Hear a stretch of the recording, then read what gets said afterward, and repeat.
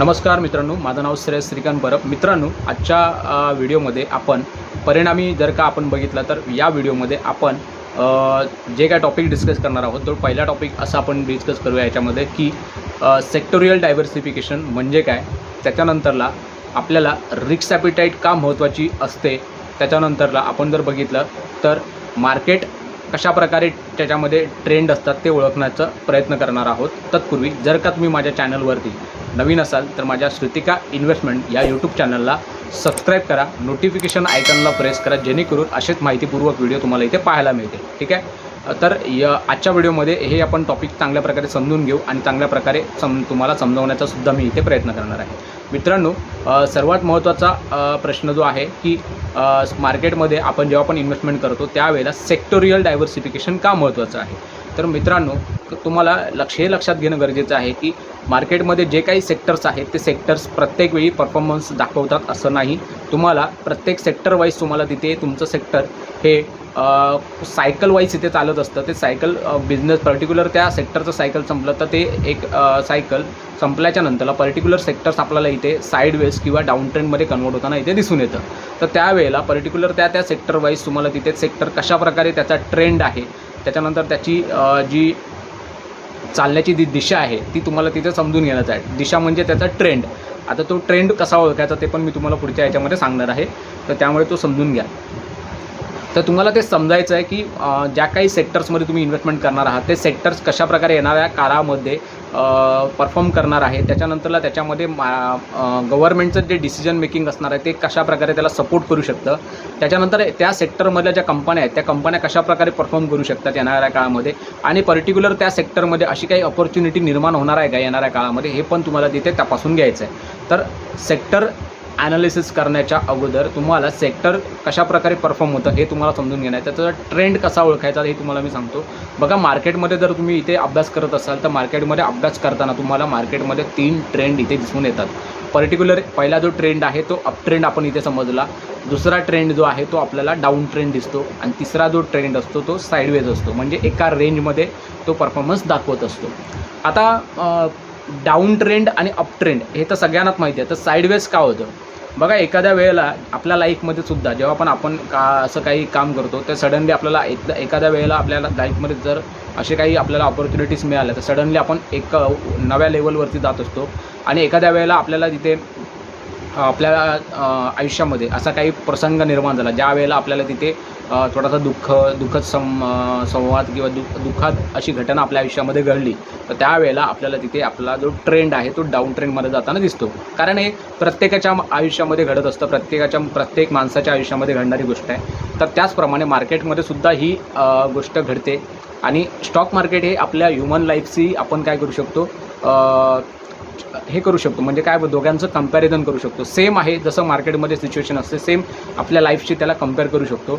तर ज्या वेळेला डाऊन ट्रेंड असतो त्याप्रमाणे त्याच्यानंतरला डाऊन ट्रेंड झाल्याच्यानंतर आपल्याकडे एखाद्या वेळेलासाठी आपण एका साईडवेजमध्ये असतो, म्हणजे आपल्या लाईफमध्ये अशी काही घटना घडते ज्यामध्ये आपल्याला काहीच अपॉर्च्युनिटीज मिळत नाही, आपण एका रेंजमध्येच काम करत होतो. सेम तसंच मार्केटमध्ये एखाद्या वेळेला एका सेक्टरमध्ये जर का एखादी फास्ट मुवमेंट झालेली आहे तर तेवढ्याच फास्ट मुवमेंटमध्ये तो साईडवेजमध्ये सुद्धा जातो, कारण तेवढी त्याची जी स्ट्रेंथ होती ती स्ट्रेंथ तिथे संपलेली आहे, आणि तो तिथे स्ट्रेंथ बनवण्यासाठी नवीन स्ट्रेंथ मिळवण्यासाठी तिथे तो साईडवेज गेलेला असतो. ठीक आहे, तर त्याच्यानंतरला डाऊन ट्रेंडमध्येच पण सेम तसंच आहे की डाऊन ट्रेंडमध्ये काय होतं की एखाद्या अप ट्रेंडमध्ये ज्या वेळेला त्या पर्टिक्युलर सेक्टर्समधल्या कंपन्यांमध्ये मेजॉरिटी बाईंग केली जाते त्यावेळेला ठराविक लेवलच्या आसपास तिथे प्रॉफिट बुकिंग ही होत असते, आणि ती प्रॉफिट बुकिंग त्याच्यामध्ये जेव्हा होते ती प्रॉफिट बुकिंग झाल्याच्या नंतरला ठराविक लेवलला त्या पर्टिक्युलर लेवलपासून एखाद्या सर्टन लिमिटपर्यंत त्या सेक्टरमध्ये प्रॉफिट बुकिंग होते, आणि त्या प्रॉफिट बुकिंगला आपण करेक्शनमध्ये हे करू शकतो.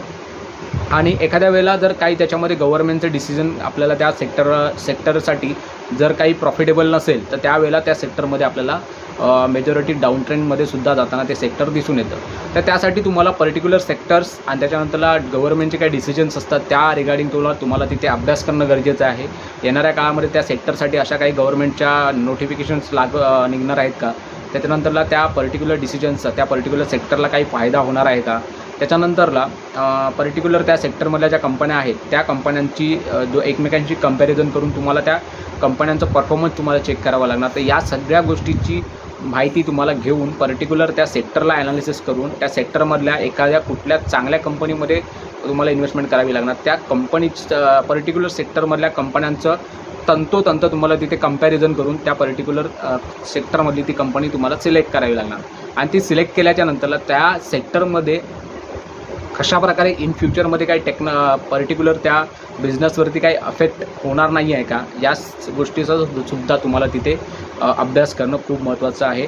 आणि त्याच्यानंतर तुम्हाला तिथे डिसिजन घ्यायचा आहे. आता मित्रांनो, जे काही ट्रेंड तुम्हाला मी सांगितले ते ट्रेंड कुठले असतात, तर एक साईडवेज, डाऊन ट्रेंड आणि अप ट्रेंड. तर मित्रांनो, ज्या पण सेक्टरमध्ये तुम्ही इन्व्हेस्टमेंट करणार आहे ते सेक्टर तुम्हाला बघायचं आहे पर्टिक्युलरली की डाऊन ट्रेंडमध्ये आहे का, तर साईडवेजमध्ये आहे का, किंवा अप ट्रेंडमध्ये आहे का. आता अप ट्रेंडमध्ये असण्याच्या नंतरला चालत्या गाडीमध्ये सगळेजण उडी मारायला निघतात. आणि पर्टिक्युलर ज्या वेळेला तिथे आपल्या जर तिथे चांगल्या प्रकारे गाडीमध्ये आपण चढू शकलो नाही तर आपण तिथे पडू शकतो. तर सेम तसंच असतं, जर तुम्ही चालत्या गाडीमध्ये चढण्याचा प्रयत्न करणार असाल तर त्या पर्टिक्युलर गाडीमध्ये आपण तिथे जर आपला पाय घसरला किंवा अशी काही घटना घडली तर आपण तिथून त्या गाडीमध्ये पडू शकतो. सेम तसंच सेक्टरमध्ये पण इन्व्हेस्टमेंट करताना सेक्टरमध्ये तुम्हाला टप्प्याटप्प्याने गुंतवणूक करावी लागणार आहे. चालत्या सेक्टरमध्ये जर तुम्ही इन्व्हेस्टमेंट करणार असाल तर त्या सेक्टरचं जर तिथे एक लिमिटपर्यंत त्याची जर वाढ झालेली असेल तर त्या वाढीच्या नंतर तो एका साईडवेजमध्ये किंवा प्रॉफिट बुकिंग जर त्याच्यामध्ये झाली तर तुमचा पैसा तिथे अडकू शकतो. तर हे तुम्हाला समजायचं आहे की सेक्टरमध्ये ज्या प्रकारे त्याच्यामध्ये ग्रोथ झालेली आहे का, तर एकदम टॉपला ते सेक्टरमध्ये गुंतवणूक करूनसुद्धा तिथे उपयोगी नसते. सेम ते तुम्हाला तिथे समजणं गरजेचं आहे. कारण टॉप लेवलला जर तुम्ही तिथे गुंतवणूक केली तर त्या पर्टिक्युलर सेक्टरला नवीन हाय जोपर्यंत त्याचा जो टॉप आहे जोपर्यंत तो ब्रेक होत नाही तोपर्यंत तुमची अमाऊंट तिकडे अडकलेली असू शकते आणि तिथे तुम्हाला रिटर्न्स हे दिसणार नाहीत. तर हे तुम्हाला समजून घ्यायचं आहे की पर्टिक्युलर ज्या वेळेला आपण त्या सेक्टरमध्ये गुंतवणूक करणार आहे ते सेक्टरचं ॲनालिसिस करणं खूप गरजेचं आहे.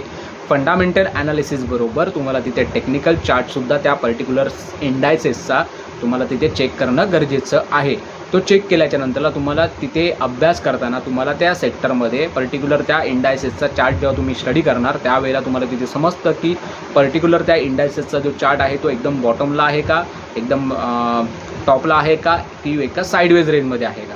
तर ह्यावरनं आपल्याला त्या पर्टिक्युलर ग्राफवरनं आपल्याला समजतं की पर्टिक्युलर सेक्टर एका साईडवेज रेंजमध्ये आहे का, किंवा अप ट्रेंडमध्ये आहे का, किंवा डाऊन ट्रेंडमध्ये आहे का. तर अशा प्रकारे तुम्हाला तिथे ट्रेंडसुद्धा तिथे ओळखता येतो. तर या गोष्टीचा नक्की अभ्यास करा. त्याच्यासाठी त्या पर्टिक्युलर चार्टचा अभ्यास करताना तुम्हाला टेक्निकल ॲनालिसिस तुम्हाला तिथं येणं गरजेचं आहे. आणि टेक्निकल ॲनालिसिस तिथे तुम्ही चांगल्या प्रकारे जर करत असाल तर तुम्हाला तिथे पर्टिक्युलर ट्रेंड कसे ओळखायचे, त्याच्यानंतरला सेक्टर पर्टिक्युलर बॉटम लेवलला आहे का किंवा हायर लेवलला आहे का, हे तुम्हाला तिथे ओळखता येतं. तर यासाठी तुम्हाला टेक्निकल ॲनालिसिस मदत करतं. आणि फंडामेंटल ॲनालिसिस तुम्हाला पर्टिक्युलर त्या स्टॉकला व्हॅल्यू करण्यासाठी कंपनीचे बॅलन्स शीट, त्याच्यानंतर कंपनीचं P&L स्टेटमेंट यासारख्या ज्या, त्याच्यानंतरला सेक्टोरियल ॲनालिसिस असेल किंवा म्हणजे आपण बोलू शकतो की देश पातळीवरती आपण त्या सेक्टरचा किंवा देश पातळीवरती देशाची इकॉनॉमी कशाप्रकारे चालते, त्यानंतरला त्या इकॉनॉमीच्या रिलेटेड आपलं जे सेक्टर आहे आपण जे चूज केलेलं आहे ते सेक्टरचं परफॉर्मन्स येणाऱ्या काळामध्ये कशाप्रकारे असू शकतं. तर या गोष्टीची आपल्याला तिथे माहिती चांगल्या प्रकारे मिळते. तर कधी पण एका ह्याच्यावरती अवलंबून न राहता दोन्ही डिसिजन तुम्हाला तिथे चांगल्या प्रकारे करायचे आहेत. म्हणजे टेक्निकल आणि फंडामेंटल या दोन्ही तंत्राचा तुम्हाला वापर करून तुम्हाला तिथे तुमचं सेक्टर चूज करायचं आहे. आणि त्या सेक्टर वाईज तुम्हाला तिथे सेक्टोरियल डायव्हर्सिफिकेशन करणं खूप महत्त्वाचं आहे. जसं मी तुम्हाला सांगितलं तर तुम्हाला सेक्टर कुठल्याही एका सेक्टरमध्ये पर्टिक्युलर सगळी अमाऊंट इन्व्हेस्टमेंट न करता पर्टिक्युलर सेक्टरियल डायव्हर्सिफिकेशन ठेवून तुम्हाला तिथे तुमच्या अमाऊंटचं डायव्हर्सिफिकेशन करायचं आणि त्या पर्टिक्युलर सेक्टरमध्ये गुंतवायचं आहे. ओके. आता कोणती सेक्टर्स असे आहेत तर सेक्टर्स मी मागच्या काही व्हिडिओमध्ये सांगितलेले आहेत. कशाप्रकारे सेक्टर्स येणाऱ्या काळामध्ये तुम्हाला तिथे ज्याच्यामध्ये अपॉर्च्युनिटीज निर्माण होऊ शकतात. तर त्या अपॉर्च्युनिटीज वाईज तुम्ही तिथे अभ्यास करा आणि अभ्यास करून तुमचं डिसिजन घ्या. ठीक आहे. तर मित्रांनो, या झाल्या खूप महत्त्वाच्या गोष्टी आहेत. या गोष्टी नोट डाऊन करून ठेवा. नोट डाऊन करून ठेवल्याच्या नंतरला पर्टिक्युलर सेक्टरचा अभ्यास करा चांगल्या प्रकारे. ते अभ्यास केल्याच्या नंतरला तुम्हाला जर काही तिथे क्वेरीज येत असतील की कोणतं सेक्टर कशाप्रकारे परफॉर्म होतं आहे किंवा टेक्निकल ॲनालिसिस करण्यासाठी तुम्हाला जर काही तिथे मदत लागत असेल तर कॉमेंट सेक्शनमध्ये नक्की सांगा की कोणतं सेक्टरवरती तुम्हाला तिथे मदत हवी आहे, की सेक्टरचं चार्ट आम्हाला समजत नाही आहे, सपोर्ट रेजिस्टन्स आम्हाला समजत नाही आहे, तर ते काढण्यासाठी तुम्हाला तिथे मी नक्की मदत करेन. त्याच्यानंतरला आजचा हा व्हिडिओ तुम्हाला जर नक्की आवडला असेल तर इतर मित्रांशी शेअर करा, जेणेकरून काय होतं आहे की जे नवीन लोक येतात त्यांना, नवीन लोकांना काही लोक अशी सांगतात की तुम्ही कोणत्याही स्टॉकमध्ये गुंतवणूक करा, कोणत्याही सेक्टरमध्ये गुंतवणूक करा, तुम्हाला तिथे रिटर्न्स हे मिळणार आहेत. मित्रांनो, एवढं सोपं नाही आहे स्टॉक मार्केट, एवढं सोपं नाही आहे स्टॉक मार्केटचा अभ्यास करणं. लोकांना 10-10, 15-15 वर्ष स्टॉक मार्केटचा अभ्यास करूनसुद्धा तिथे लोकांना रिटर्न्स हे मिळत नसतात. तुम्हाला पर्टिक्युलर अभ्यास करून तुम्हाला तिथे तुमचं डिसिजन घ्यायचं आहे. डायरेक्टली कोणीही सांगितलं, कोणीही तिथे पर्टिक्युलर स्टॉक्समध्ये हा स्टॉक घ्या, तो स्टॉक घ्या, हात जोडून तुम्हाला विनंती करतो आहे की पर्टिक्युलर सेक्टर, पर्टिक्युलर स्टॉकचा जोपर्यंत तुम्हाला चांगल्या प्रकारे समजत नाही आहे तोपर्यंत तुम्ही त्या स्टॉक्समध्ये किंवा त्या सेक्टरमध्ये गुंतवणूक करू नका.